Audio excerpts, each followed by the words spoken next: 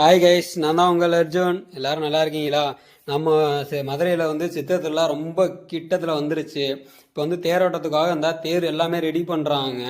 ஏன்டா போன வருஷம் தேர் சுற்றி வந்ததுக்கப்புறம் அப்படியே கொண்டாந்து தேர் வீதியில் வந்து நுப்பாட்டிடுவாங்க. இப்போ வந்து திரும்ப வந்து ஒரு வருஷம் கழித்து திரும்ப இந்த நம்ம ரீசெண்டாக இப்போ வரப்போகிற சித்திரை திருவிழாவுக்கு தேரோட்டத்துக்காக இப்போ வந்து தேர் எல்லாமே சூப்பராக வந்து ரெடி பண்ணுறாங்க. எது எது வந்து போயிருக்கோ அது எல்லாமே புதுசாக வந்து மாற்றி நம்மளுக்கு வேற லெவலில் வந்து இந்த வட்டம் சித்திரை திருவிழா வந்து நம்ம தேரோட்டத்துக்குலாம் செம்மையாக என்ஜாய் பண்ணலாம். இங்கே பாருங்கள், இந்த தேரோட வீலே எவ்வளோ பெருசாக இருக்குன்னு பாருங்கள். எனக்கே பார்த்துட்டு என்னங்க இவ்வளோ பெருசாக இருக்குன்னு சொல்லி. அது வந்து அச்சு, இந்த தேரோட அச்சு. அது மெயின் இதில் தான் ரெண்டு வீலையும் கனெக்ட் பண்ணுவாங்க. இங்கே பாருங்கள், சூப்பராக இருக்குது பாருங்கள்.